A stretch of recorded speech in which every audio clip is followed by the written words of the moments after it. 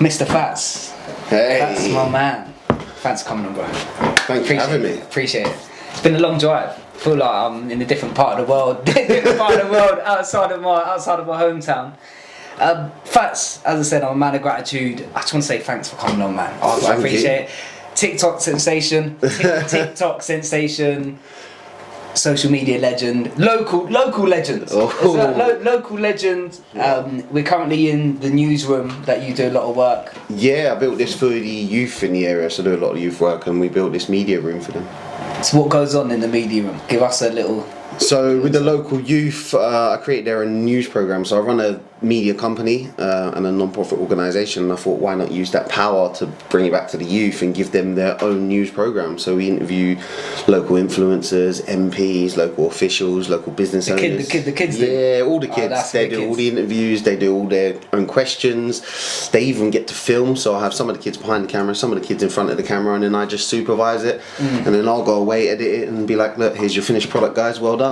Oh, that's awesome, man. Do you ever get like imposter syndrome? You're like, right, I need to ask this question. I would love to, you don't want to take it away from them. No, it's down to them. You don't want to have you got kids, by the way? No, I adopted a child for roughly 4 or 5 years, and then he went back to his father, so I just raised him for a bit. That's nice though. That's nice. So, Fatz let's crack on with the podcast, man. I think I said to you off cam, I love your journey. I love the transitions, and I want people to understand a little bit about sort of like how you how you become the man that you are now. Because obviously we're all on a journey, and I said before the cameras were on, life is full of transitions. We almost transition every day. But take us back to where it started for you, the rougher times. Yeah. And how it's escalated from that. So I was a late bloomer. No smoking, no drinking, all the way up till I was just before 17. So I was a really late bloomer. I know a lot of people be fucking and drinking and drugs about 14 onwards nowadays, or if you're young again nowadays. So I got near my 17th birthday, and I was like, I'm not going to be a virgin at 17, fuck that. So I had my first sexual experience. That was like 4 pushes. I counted it, I was like 4 pushes and I bust my nut. So I was really excited about that. And then it is a bit of a traumatic experience there. Oh, so much so. It was just with one of my friends at the time, and she was like, I leant over her shoulder and I was like, yes, you just took my virginity. And she was like, what? I was like, oh yeah, and I'm done. I was like, done, and then afterwards I was like, do you want some ice cream? Let's move on. Let's move on. That's where it started. Yeah. And then from there I was like, fuck it, I'm gonna fuck, and then I'm gonna drink. So I drank, and it was just drink, sex and violence for me for many years. So from roughly about 17 up to about 24, 25, I was just like a massive dickhead, and always in trouble. So like, it started like the womanizer. Oh yeah. The womanizer started early on after your first sexual experience. Yeah, there was I didn't care who I was fucking. There was no standards. There was just, I was drunk and I could pull women because I had confidence, and it wasn't me pulling women. It was the drink confidence. It wasn't me. Yeah. Okay. So like, you relied on the drink to give you this courage, to give you this confidence, to be able to feel the way you felt at the time. Massively. And I know as well. I've seen some of your stuff that you put on social media before. I know you mentioned that you come from sort of domestic violence background with, I think it was your father, I believe it was, wasn't it? And do you think that had a part to play in sort of like the lack of confidence to then move then? Yeah, so when he was around, there was a lot of domestic violence at home, loads of violence. He was always beating up my mum. At that point in my life, I would always fight at school because there was always violence at home. When he left, there was no more violence at home, and I become withdrawn, so I got bullied and got beaten up a lot. Okay. So there was always kind of violence around, then there wasn't violence around, and then when it got the alcohol again, the violence come back around because I had the confidence again. Because you still had the anger. Like, I suppose when you don't really understand how to deal with that sort of thing, do you? No, not especially at all. When you're that age, like even some people now are still grown and don't know how to deal with that. So obviously the violence, the alcohol, you mentioned drug misuse. I don't know if you just said it then, Yeah. or if I've seen some of your previous videos. Drugs, yeah, I used to love the drugs. A lot of it was ecstasy at first, so I've never really been one for the weed, or was the solid back then as well, wasn't it? That pot, is it? Or whatever the brown stuff was. Yeah. So a lot of them used to smoke that, then everybody went on the weed, but I've never smoked that, never really done cigarettes. But then I started off on ecstasy. It's a bit of a big jump, to be fair. Yeah. Clean. So, whoa, let's go. Yeah, so it was ecstasy nearly every weekend, and I loved the idea. At the time, I was just off my nut. I was happy, and then I started on cocaine, because cocaine gives you that boost of confidence as well when you're out. And when the cocaine, you could drink more because you can handle more, because it livens you back up, and then you're like, fuck it, I'll drink more, and then I can do more cocaine, and then I'll drink more to sort me out. And then you got the dopamine hit as well. Yeah. That it brings. Drugs is just full of the dopamine hits, isn't it? Really, just you just don't know what to do. So, did you crash a lot when you were on it? Like when you were off it, did you crash? At first, I didn't. Get into a depressive state. At first I was okay, so it was a lot of ecstasy and a lot of drink, and I didn't really get the down days. I didn't really get the crash straight away. I've always had sort of depression and panic attacks as a youngster because of my father. There was always mental health issues because of all the violence. But then when I found all these drugs, I was in a good place in my mind. I was like, yes, I'm doing loads of drugs, So I'm was it around like friends. an escape? Yeah, but it was just good times, and there was no crashes at first. And then as I carried on, as you know, you deplete all your good hormones, you deplete all your happiness, and there's never going to be that same experience as when you first started on drugs. It turns into addictive experience, and then there started to be suicidal thoughts, days I wouldn't leave the bed. There'd be 3-4 days after a cocaine binge, I'd just be like, I wouldn't wash, I wouldn't get up, I'd just order takeaway to the room, just get it from the front door, go back to the room. Just not loving yourself. I wanted to die. Yeah, there's so many times that I've taken tablets up to the bed, be like, right, do it, don't, done. Or I'll hold a knife, be like, right, just do the wrists, you're done. But I heard that in one of your podcasts that you've done previously, and you mentioned how sort of your family, when you were thinking about that sort of helped you not go and do the full. Yeah, go just the idea of my family been through enough shit. The last thing they need to go through is me adding to their problems, and that's the only thing that I think's holding me or held me back from taking that next step. I've always been so close to the edge, cried alone, gone to do it, and then been like, look, you can't put your family through this, and then talked myself out of it, and then you still feel shit for days or weeks. But yeah. How do you deal? So do you still suffer with like depression, anxiety, and? Yeah, unfortunately, it doesn't go away as much. Yeah, it's not. I think we all suffer in ways, don't we? And I think because it's not an unnatural emotion. Like, is it having these down days, downsides? No. But I think, especially as men, I've done work with mental health. Yeah. We don't express it as well, do we? Like, do you have anyone that you express to now, or is it just? I never used to talk to anybody, so for years I just cry alone, break down alone. When I was raising a child, that was very difficult, and I remember there was a few times where you just fall on the floor with the amount of emotion that comes over you, and you cry, and I'd just scream and cry, fall down, be on the living room floor crying to myself, like, I can't talk to no one, I just have to deal with this, and then you pull yourself back up. But now I found it easier to talk to people slowly, and there is good people around me that I know I can talk to if I'm down, but luckily it's getting better. How do you initiate that conversation? Like, just for people out there that might look, I know I need to talk to someone. Yeah. But even with me in the past, I'm a massive extrovert anyway. Yeah. I've had my times of depression, anxiety, panic attacks. Even as an extrovert, I always found it quite hard to be like, I'm depressed. Yeah. And I'm as I said, I don't sugarcoat that. So how do you initiate that sort of conversation with someone? Would you be like, I'm feeling like shit today? Or how would it go? Luckily for me, I'm quite open online, so I won't put up loads of crying videos or me being down, but after maybe a session of crying or something, I'll say to people, I had a cry the other day, it's okay to cry, and I'll share it online, just with my followers, just so they know that everything's not rainbows. Yeah, because this is the thing, and we live in a world of instant gratification, and we see all these influencers And it's just like, you'll see in the highlights, mate. Like, you don't see the lowlights. Like, do you know what I mean? Like, we just see that. And I think that's something that, like, a lot of my followers often say to me, like, George, man, we can see the growth. Like, we saw you at 0 followers. Now you're at 800. I'm not saying I'm a massive, but do you know what I mean? It's getting there. There's progression. Massively. And progression makes me happy, man. Like, definitely.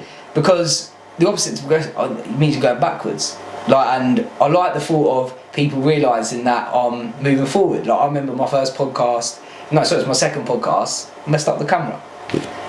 I'm still messing, it probably isn't even recording right now. But, and I think it is about, isn't it, seeing the authenticity of someone's journey. Yeah. And, like, seeing, you do a lot of videos in your car. Like, there's not big studios all the time, and I think that's what held me back though. Like you say, your second podcast, you messed up the camera, but you can see you've gone from 0 followers to 800 followers. That's a massive progression. That's 800 people who've been like, he's doing something good. Yeah, that's what I mean, man. And I only want to like reach out to a couple of them. Like, even if I can, I want to reach all 800, but if I know someone takes 1 or 2 messages of mine, I love that. That's what I'm doing. And you get caught up in these numbers, don't you? Like, going back to like the highlights, we see these people on Instagram that some of us sort of idolise, and we don't always see their down days, do we? And we don't always see. So I like the fact that, like you said, it's not all rainbows. No. And I've got a statement that I often say especially when I'm dealing with people that might be suffering mental health or just struggling in life, which is, it's okay to not be okay, but it's not okay to stay there. Yeah. What's your view on that? Like, on that statement? Yeah, definitely. A lot of people will be like, it's not okay. It's okay not to be okay, and people will have their down days. But then a lot of people will stay in their down days for such a long time that you're like, bro, you've literally got to get just out of that rut. You know, it's okay to feel down, but I think a lot of people stay down, and it is scary because they feel like that's where they need to stay. But it's okay, because it's okay not to be okay. And you're like, no, it's okay not to be okay, but you do need to come back. Yeah, it is that as well. Like, innit? Like, I'm just sort of like reminiscing on some of my bad times, and I turned a bad 5 minutes into a bad 2 years. Yeah, it's that easy. Like, it is that easy, innit? Like, you can literally just like, something happened in 5 minutes and it changed the next 2 years of my life, and I'm like just reliving that, and then I think we end up like creating an identity around that state that we're in, and I don't want to be like, just don't stay there, because it's not as easy as that. But when I say that, like when I speak into like the camera and the people, like, I think what I'm trying to say is, do one little tiny thing that's going to be able to make you feel that 1% better in that day. Yeah. What do you reckon? Do you reckon that's massively? A lot of people underestimate that 1%. A lot of people underestimate the compound effect, which is one of the best books I've ever read. Yeah, it's a good book. You know, if you say to people 1% every day, they're like, it's not much, is it? Like, yeah, alright, that's 365% a year. That means you've changed your whole life in 1 year. That's only 12 months. Yeah. And they're like, oh shit, we're already 6 months into this year and nothing's fucking changed. Yeah, and also, as you said, like 365% of the year, times that by 2, 3 if you're consistent. And that's significant growth, substantial growth. And also, let's be completely honest, most people run in negative deficits anyway, because they spend a lot of time drinking and doing drugs, or knowing that they should be doing something but not doing that one thing that they need to be doing.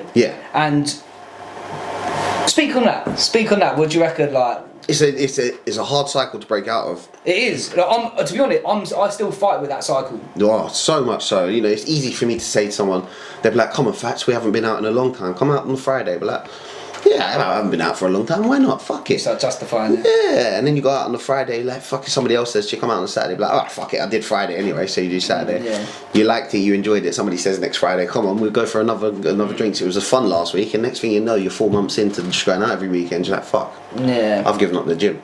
Yeah, because I used to go to the gym every Saturday. Fuck. Yeah. I've given out time out with my missus, because I should be at home with my missus on a Friday. And people don't realise that these little ones that you can slip into, but the flip side is, you can pick up a daily habit and it could change your whole life. Like the compound effect.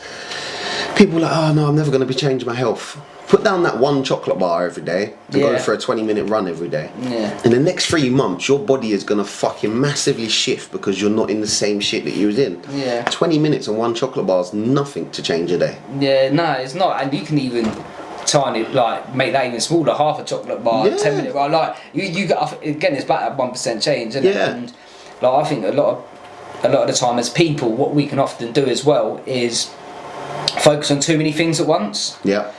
So I don't drink at all now, and mainly because I don't know, like I always feel like resentment on my past, like not resentment in what I've done, like resentment in the amount of time I wasted. I don't know if you ever feel like that sometimes. Yeah, massively. And like now I think like I'm 27, I think like my time is my biggest asset, like, and I don't want to improve massively, just like 1-2% every day, and I'm quite cool with that. And the reason why I'm saying that is because the cycle that I think I get caught in is I do tend to focus on too many things at once. Yeah. Because I want to do so much, I want to help so many people, I'm like, oh, this is what I can fucking do, blah blah blah blah, and I'm going mad. Yeah. And I've noticed that if I do one thing at a time, I can get more done. Yeah. Like, and I think a lot of us try to stop drinking, try to start the gym, try to do this, get a new job, and I think what that means, we run around like a headless chicken sometimes, like trying to create all these things that better our lives, but end up actually not getting any of it done because our focus is like too broad. Yeah, I massively agree with that. A lot of people jump in the deep end when they're trying to learn to swim, and you're like, fucking just paddle your way in, bro. Yeah. What are you doing? Literally, just like ease in. Like, a lot of people will go be like, I need to change my body, or they're unhappy with their body. And I only use this one because it's most relatable to people who are not on the drinking drugs, but it does relate to drinking drugs as well. Like, you don't have to fuck off all your friends straight away and just sit at home like a hermit crab. You can just slowly say, no, I don't want to come out for a drink once or twice a month. Yeah, yeah, and that's it. As you said, like it's the small little steps. Small things, yeah. A lot of people jump into you know, when they're trying to work out, and I've seen so many friends and family, they come to me and be like, Fatz, you're in shape, I'm going to do this, and this, and this, and I'm going to be in shape in 3 months. I'm like, bro, you're going to be pissed off in 2 days. Yeah. Let alone in shape in 3 months. It's true though, like, they're like, I'm going to go vegan, like all these things, and it's just like, I had my good friend Andy on the podcast, talking about this, and we're not just talking about fitness, we're talking about real life, because as you said, you chuck yourselves in the deep end, and actually paddling your way in is a nicer approach because it's easier to sustain, and change won't happen unless you can sustain it. Like, and I've tried that many times. I've tried to break out of drug habits by going full whack, but you can't. It's not as easy as that because it becomes a habit. Just like brushing your teeth. Yeah. Like if you stop doing that for a couple of days, you'll probably never do it for another 5 or 6 days because you're yeah. Not that. I brush my teeth twice a day. My dentist is watching. Don't worry about that. But and I think like these things that we underestimate, like the focus on one thing, and then just gradually work your way. Just take one step at a time. Yeah. And I just want to know, like, with your history of the drink, the drugs, the violence, the not loving yourself, what bit of, if you go back to your young self, what advice would you say to young Fatz? That sounds like a proper gang name. Young Fatz. Young Fatz. What would you say? Like, what's the? If I could go back to him and if I could just sit down and talk to him, like, bro. First of all, not everybody's against you because I was just an arrogant, angry young man. Everybody fucking hates me. Fuck everybody. Fuck society. Fuck the police. Just angry. And to be honest, it's not everybody. Like, a lot of people think, oh, they don't like me. Most people don't give a fuck about you. Yeah, we care more about what people think than they care about what they think of us. Exactly, and most people don't give a shit. Whether you're doing good or bad in life, most people not taking that much notice until you really do something extravagantly bad or extravagantly good. Yeah. Most people just like, fucking they're doing something. Yeah. I suffer with that though. Like that, getting over that. Like, people don't care as much as I care about what they like. But we all get there, if me and you went downtown now and we started filming in the middle of the town centre and we started doing some wacky shit, some of the anxiety might have built up and it's like, well, fucking else, what they think? But then if you was walking through town and you seen 2 geezers with a camera, you'd be like, fucking hell, that looks a bit funny, and you carry on walking. You don't. And they're probably thinking the same thing, but on the other end we'd be like, fucking hell, everybody's judging us, what they think of me doing this stupidness. And I think that's what I'd start to say to myself, like, nobody gives a shit, like, just do something different. And picking up books or some positiveness in my life back then, because I had no positivity. I had fake friends, I had loads of negative, like, drink and drug use, but there was no positives. There was no books, there was no self-education, there was no talking to positive people. If I had something like that dripping into my head, my life would have shifted because I would have had some goodness going in. And that comes down to the analogy that I've used with your brain is a glass of water. I don't know if you heard me say that before. Oh, I have, but just say it anyway because it's hard. So your brain's like a glass of water. I don't know where I've seen this before, but your brain's like a glass of water. And all the drink, drugs, negativity, the fake friends, that's all dirty, cloudy water that you're pouring into this glass. And all the goodness like books, self-education, seminars, good people, you know, entrepreneurship, that's clear water. And you're pouring it into the glass. And at some point you're going to keep pouring that dirty shit in and you're not going to be able to think because your mind's going to be full of shit and you're going to be cloudy. Or you're going to keep pouring that good water in and your mind's going to start thinking clear. You're going to feel clear. You're going to feel better. And it just comes down to that. What are you going to pour into your head the most? Yeah, what are you going to feed your mind? And what you feed your mind, you become, because we become what our thoughts our thoughts are. And books is a big thing for me. Ooh. Like I listen to a lot of my books. Yeah. Because I'm not a natural reader, so I had to make sure that I can do this sustainable. Yeah. But you can't get away from what the subconscious picks up, can you? And when you're feeding yourself, as you said, like that goodness, that self-education, or even if it's just something that you're interested in, that's not related to self-education, but it's helping you, like, it's building your character. Yes. That's a positive thing, and I think, like, as you said, you can't get away from that subconscious, what the subconscious is feeding your conscious. No. And we then become that. So, like, when you're around, like, the drinks, the drugs, like the fake friends and things like that, a behaviour that's not acceptable then becomes acceptable because you're in that environment. And then when you take yourself out of that environment and you put yourself in a group of people that are not like that, that behaviour that was once acceptable becomes not acceptable. But you don't even really want to be that, because, like, you look at these people and think, oh no, but these are more who I want to be like these people here. But they don't accept the behaviour, so then it moulds your character again, like transitions it again. You're the average of the 5 people you hang around with the most, or you're around the most, and I think a lot of people need to realise that. If you're hanging around with a fucking a load of losers, that's it, that's what you're going to become. And also, like, I mean, I would say if you're around people that you know are not good for you and you know the right thing is to drop them out. It's hard, though. Then drop them out. But what I would say, if you don't love yourself enough to do that, not you, the people, love yourself enough to do that, then, like, I think just being honest with people, like, that I don't want to hear that negative bullshit. Like, look, if you're gonna, because what it does, like, we're like batteries. We generate energy. Do you know what I mean? As people, we generate energy.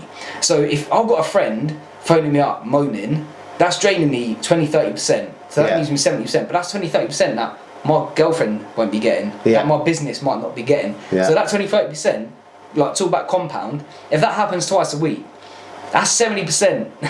That's 60% a week. That's draining away from things that you actually enjoy doing. That's a bit of a madness. Like, so I think, being honest, at least that you can be like, I don't want to hear that bullshit, or like, I've got to start charging you if you want to talk to me like that. I need therapy for that. Do you know what I mean? I think a lot of people do need to do that. You're very right, and I don't think too many do, because they're ready to listen to their friends' bullshit, or they're ready to be accepted in that social circle. And if you challenge anything in a social circle, I think it comes down like to a lion pack or some shit like that. Be like, I don't want to be that guy who's standing out. I don't want to be that boring guy. Like, why are you being boring if you don't come out? Like, no, I'm just sick of your shit. That's all it is. Yeah, but the thing is, we pay the consequence to that, don't we? Yeah, the amount of times I've lost out on good friends, good relationships, you know, hurt myself in the long run because I was too busy listening to fake friends or doing shit that I didn't actually enjoy, but I was fitting in or I was cool. And that's the danger. Yeah, it cost me so much. Like, and that's that I feel that pain. Yeah, but nowadays you grow, as you say, you can grow now to a person. If somebody was to come to you and be like, hey, come and listen to this bullshit I've got to say, or you're sitting down the pub, you're having a little pint and they're just talking about some random shit that's a load of bollocks, like, yeah, when I do this I'm going to get rich, or I'm going to fuck all these birds, like, shut the fuck up, mate.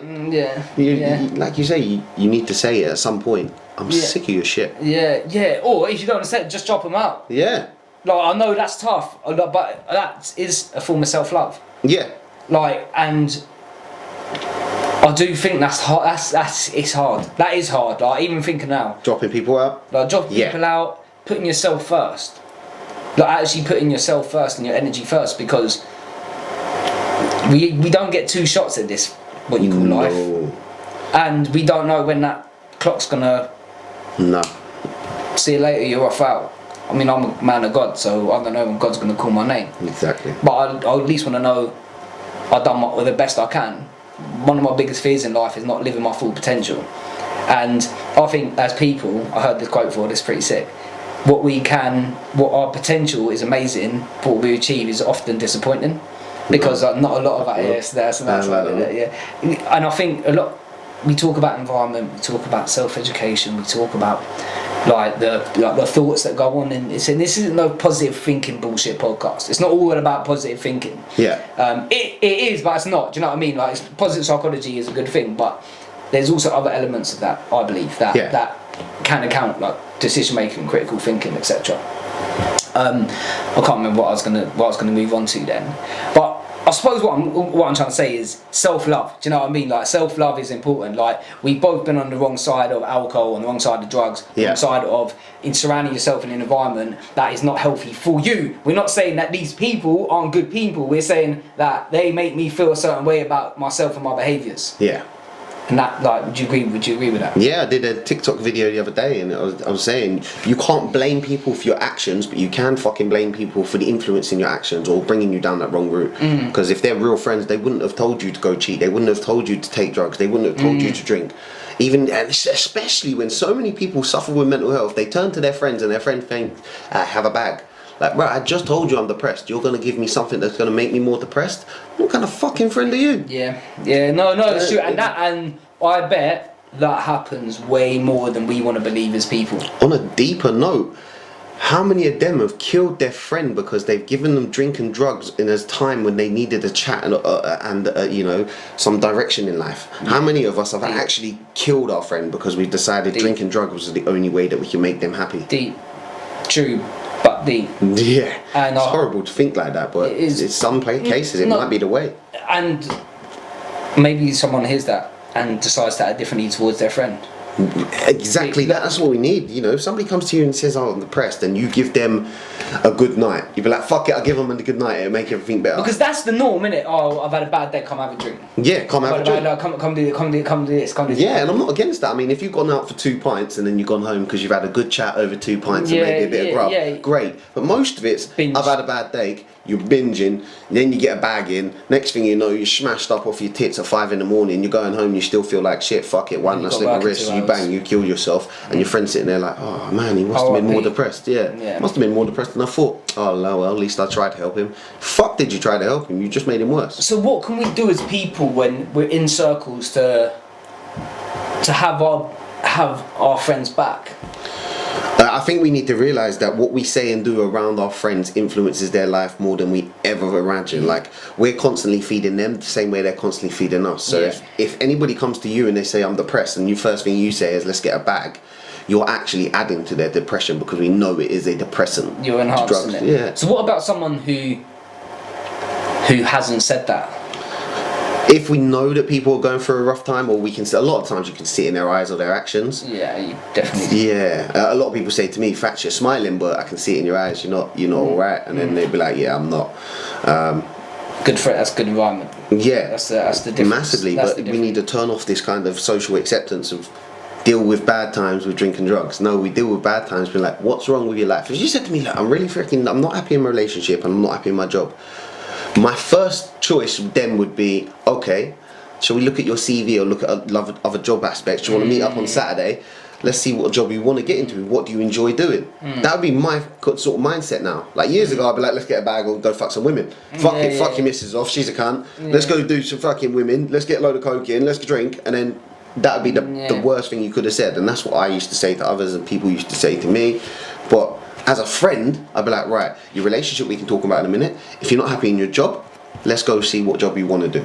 If you're not happy in your job anyway, why not change it? If you can't progress as a career, let's do you a new CV. Let's apply for new jobs. Let's see what you like doing. Yeah, like that. And I think we struggle to see options in life. Yeah, especially when mental health comes into play. We fail to see the option side of life. Yeah, like we think that there's only one route.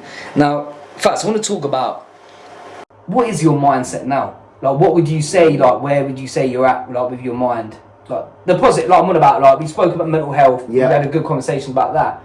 I want to talk about, obviously the whole podcast is about personal development. I really want to try and give people a few nuggets to take away. Yeah. So what would you think are some of like the key things in your mindset that you help you succeed? Some of the key things is I love the idea that you touch somebody every single day. So content we put out online, you never know who it's going to affect. So when I put something up, a lot of times I'll put it up and be like, that's really shit. Then I'll get loads of fucking feedback about, fucking hell, why don't I just do that? So in my mindset, if you want to do something, just do it. You can't wait for the right time, the right camera angle, it done my head in for years. So running a media company, I've got cameras like that camera over there. I've got all the setups, all the microphones. I had all these microphones before, and I wouldn't do no video at all unless I had loads of lighting, loads of cameras, and loads of setup. Yeah, so you're talking setup time and things like that. So yeah, you got to take the action now. The video that got the most interaction online for me, I was sitting in my car with a mobile phone. Fuck the lights, fuck the camera, fuck everything that I set up, fuck all that time. The video that got the most interaction was me sitting in the car saying, "Who checked on you?" That got over 1 million views on TikTok and 1.5 million views on Facebook on 3 different people's accounts, and went worldwide and went viral and just blew up. And I was like, fucking hell. That took me a mobile phone and 60 seconds in a car to do that video. The fuck am I waiting around to do other videos for? Why am I waiting for camera angles? Why? The time is now. If you don't start now, you're wasting fucking time. If you do start now and you fail, you learn, and you're not wasting time. Because you've learned, next time you do it in a couple of days' time, you've learned a lesson. Like you said, your second podcast, you set up the camera roll. Boom, you learned a lesson. Third podcast, you know not to do that again. So for mindset now is just start now. And when it comes to positivity, like I said, people are getting too distracted with, we can't get to that point in life because it takes too far to get to that body, it takes too far to get to the first 10 grand, it takes too far. If you don't start something small now, you're fucked as well. Further and further away, doesn't it? It does just get further and further away though. Massively. Like, and I love what you said, and this is, I've been guilty of this, and my friend Mo said to me, stop stacking ideas not to get done what you know you need to get done. Like, you're gonna get done at some point. Like, you can have the camera, you can have the lighting, you can have all the, you still won't do it because you're gonna stack more things, like, but you will do it at some point, and you would have been better off doing it now, and then by the time you get to the point that you want to do it, you might have some more insight on what this achieves. And I think we often do that. We stack. We stack ideas. Let me wait till lockdown's done. Let me wait till I can go abroad. Let me wait till the wedding comes up so I can lose weight. Let me wait until I get out of this bad stage so I stop doing let me wait until the market changes so I can start this business. Do you know what I mean? And massively. So I like that. That's a good point. What other things would you say is there been a massive change in your mindset that has really reaped its rewards for you? So a lot of people say to me, Fatz, has anybody helped you change? Like, has anybody influenced your change or supported your change? And I always say, fuck no. Like, there's not been a mentor, there's not been somebody like, hey, you need to do this. There's been people who've been along the way, be like, you should probably change, you're a bit of a dick. I'm like, yeah, you're right. But nobody actually guided me. But putting on a YouTube video in the background while I'm cleaning and it's a motivational video, or background while I'm doing a workout, that's feeding my brain. Putting on a podcast now, because podcasts are great, just like this. People can put this on while they're down the gym. They'll get all the knowledge from this podcast, your podcast, and they'll come away a different person because they've learned from you, they've learned from me. Feeding the mind. People don't realise, like you say, you're not a massive reader. I was never a massive reader myself. But you can find audiobooks now. And it's bare cheap. Yeah. And that is one of the biggest things to ever shift your life. As long as you can pick up a book or listen to a podcast and change your thought process, you'll never be the same again. Like, when I read Rich Dad Poor Dad, I never thought about work the same way. What the fuck do I want to work for somebody else for? They can go suck them up. Nah. As soon as I read that book, I was like, what the fuck am I doing? I can't do this. And when you do take in this new knowledge, somebody might listen to your podcast and be like, fucking hell, what the fuck am I doing with my life? That's it. You're never going to think the same way again, ever. No, and literally that is what I pray for. Like, when someone listens to my podcast, but going away from this, me as a person, I've lived that. I can almost remember the moment. My camera's not recording. That's long.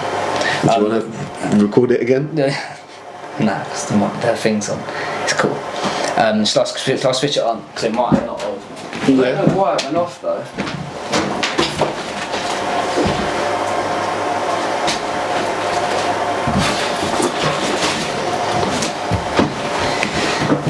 Right, technical difficulty, but we're back. Yeah, I can almost remember the moment where I legit remembered thinking, I won't ever be the same. Nah, I can't say I can pinpoint the moment. What was the moment for you? I walked in to a seminar. A seminar, yeah. And I knew at that moment I wanted to be a motivational speaker. What, about walking into the seminar, or when you walked out? Was it just an epiphany when you walked in? When I walked in, first seminar I went to, and I walked in and I looked around and I saw like all the smiles. It's still not recording, man. Maybe we'll use the footage from yours. Yeah, that one's recording. If not, you got this one recording as well. And I remember, and I just remember walking and seeing everyone smiling, and I got speaking to someone, and he was nervous like me, like still doing things that I probably shouldn't have been doing at the time. Yeah.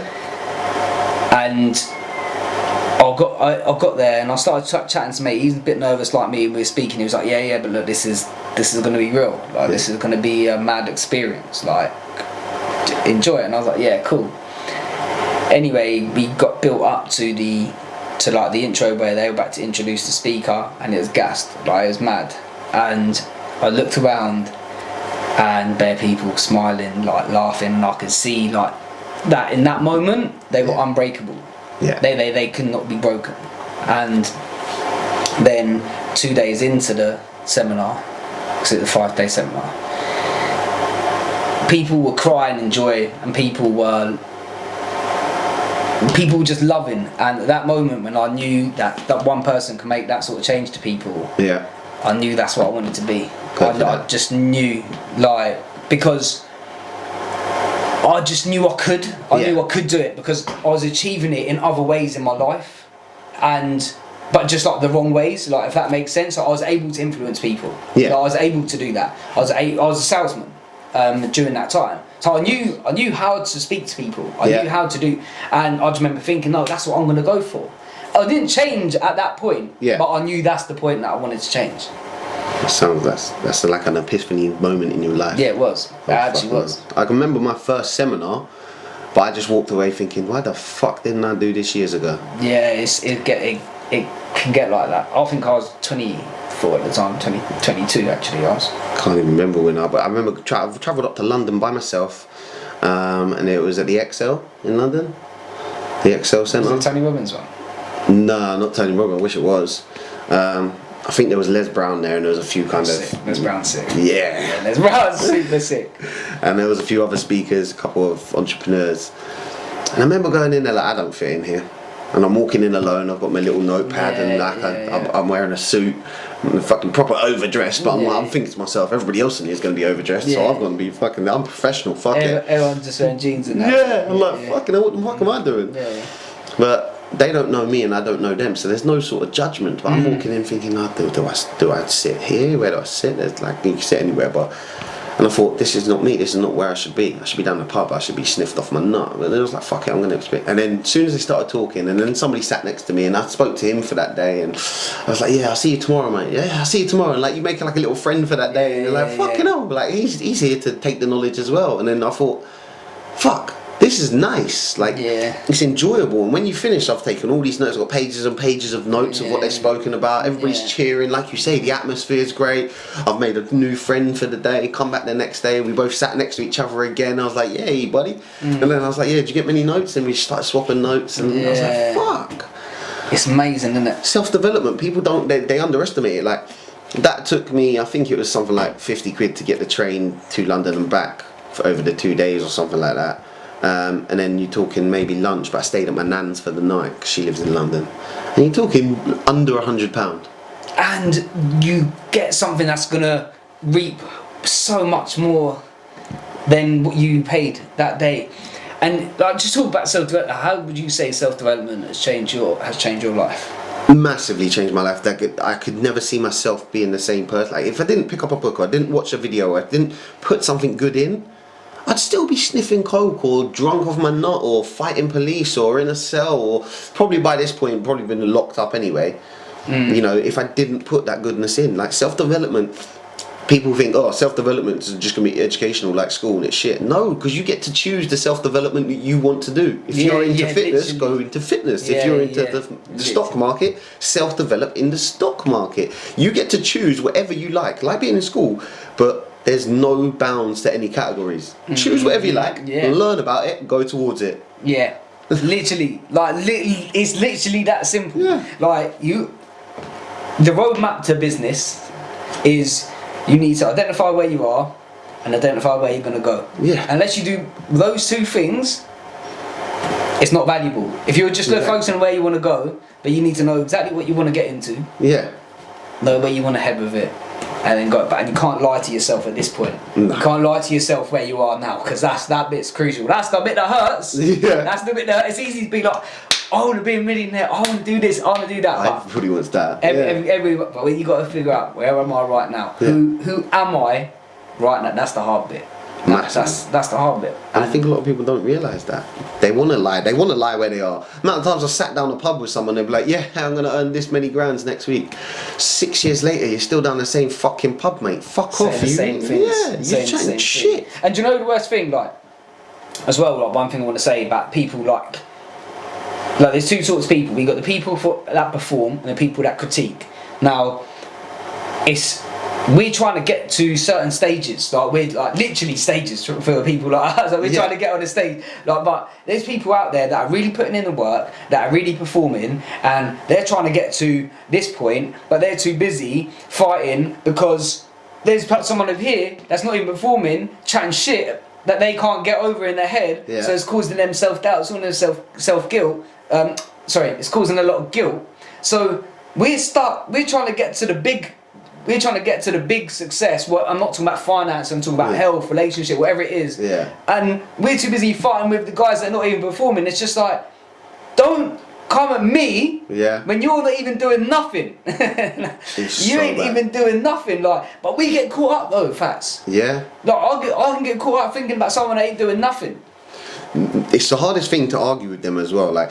Years ago, I used to argue with everybody. So a lot of people many years ago. You remember when a lot of Muslims got hate because there was terrorists, and I was always defending Muslims. I was like, I know Muslims who ain't like that, and I'd argue with people online, strangers online. I'd argue with them, trying to put a point across. Not everybody is the same, rah. And then a few years later, I was like, people will only ever understand shit, and you've heard this quote many times. People only ever understand shit from their own perspective or their own perception. And then I was like, fuck it, I ain't arguing with no one ever again. If somebody comes at me with some bad energy, some bad argument, they're like, Fatz, you can't do it this way, you can't do it that way, you're a piece of shit. Do you know what, bro? You're absolutely right. Have a good day. Yeah. Argument done. I've saved my time and I've saved my energy. You can't argue with them. You just got to carry on performing. It's just bearing in mind that a lot of those people ain't even doing nothing. Another quoted by Benny Banks was, you must have time spare if you've got time to hate, sort of thing. Yeah. Oh, well, 100%. They're the quietest people. Do you know what I mean? They ain't there got nothing. But look, as we bring it to a close, I think that says 43 minutes on there. So that's nice. As we bring it to a close, we've spoke about mindset, we spoke about positive psychology, we spoke about sort of identifying where you are. Yeah.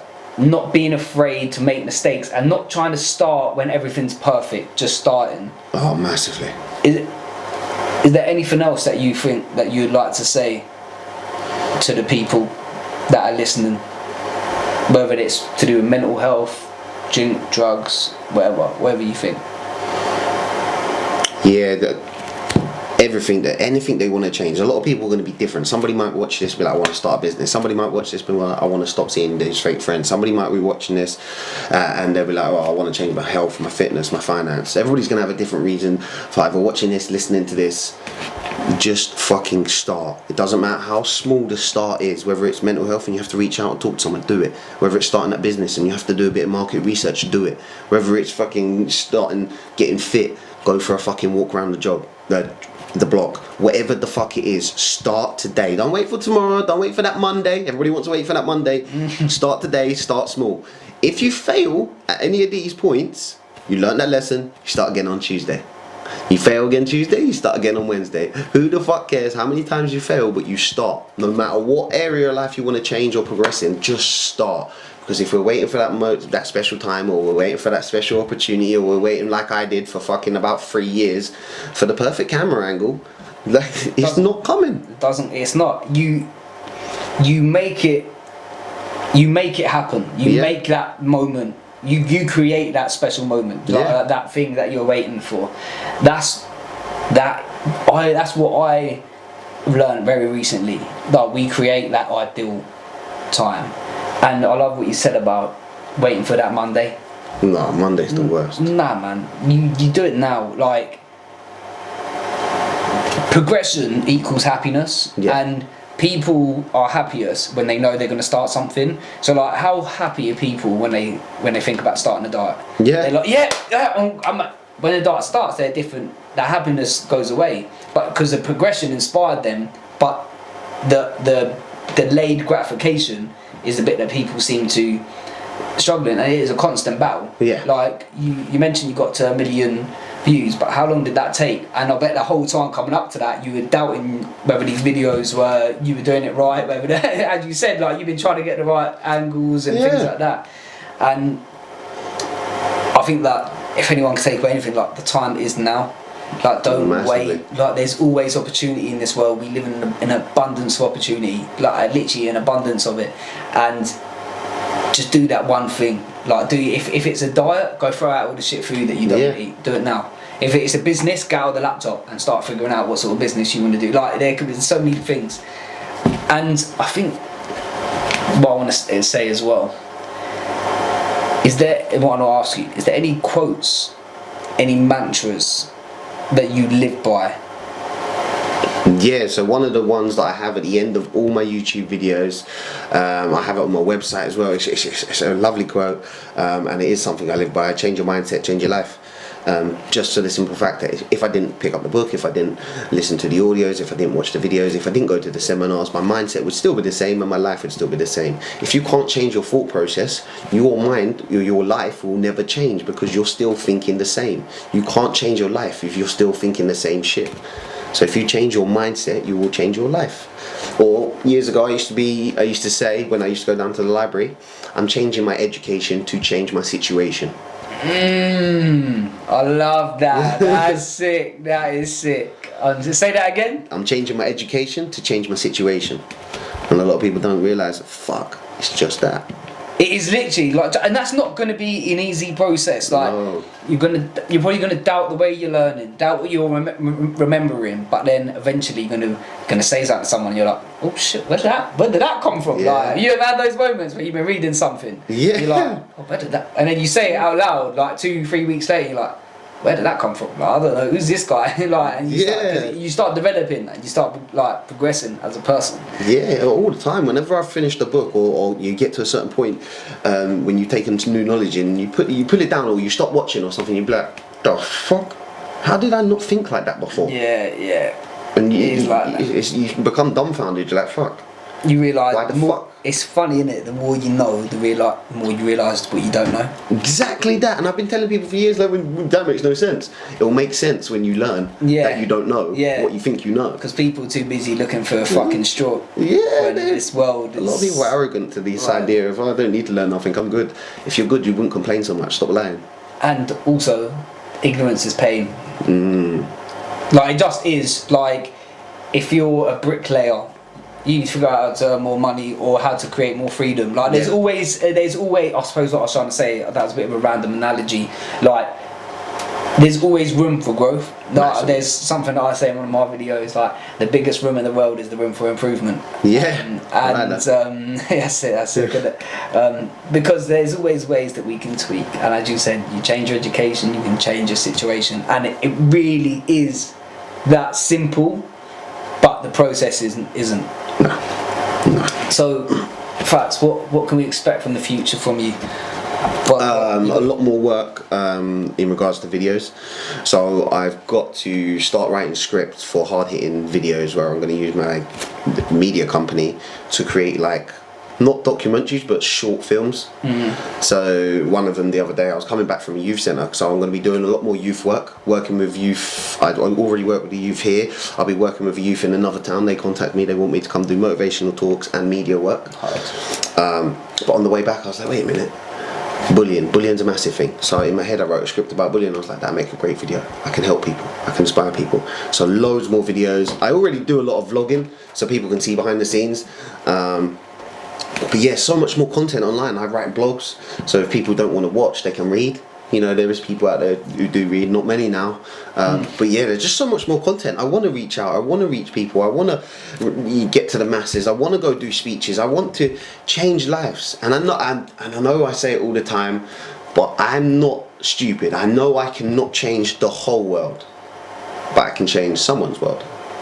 That changes another person. Yeah, it's the ripple effect. If I change one person's life, they might become a happier person or a more motivated person. Then they go talk to their nan or their brother or sister or mum or whatever. Then they just influence that. And so many people will come to me and be like, oh, my friend showed me your video. Do you mind if I talk to you? Not a problem. Let's talk. Well, look, man, you done a milli. Yeah. You've done a milli. That's a lot of people, man. That is a lot of people. And that come from a video that wasn't really planned. So all that planning bullshit that everybody's going to talk about. Yeah, throw it out the window. Just start now. Yeah.